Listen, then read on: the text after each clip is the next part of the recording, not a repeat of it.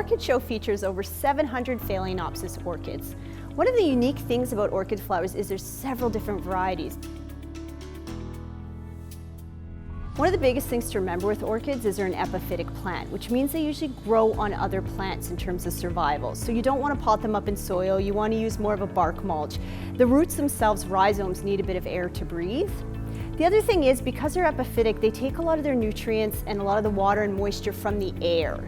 So you're not necessarily watering them as much as you would another plant. Usually once a week and a good soak. So a lot of my growers here will just put them in the sink, allow them to soak up water, and then let them dry out for about a week.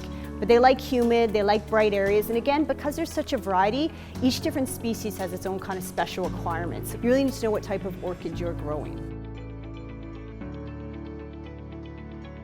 They actually are bilateral symmetrical, which means they're similar like a human face. When you divide the flower head in half, they're similar on either side. So they really, I think that's what resonates a lot with people in terms of why they really like orchids.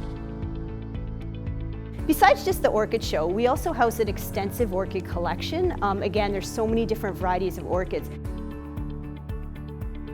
What I love about orchids most is my background is floristry. So they're one of the longer living flowers. So whether it be in a cut flower or a plant, you can enjoy the flower for quite a while. That's one of the things I particularly enjoy, and just the beauty and the delicacy of the flower itself.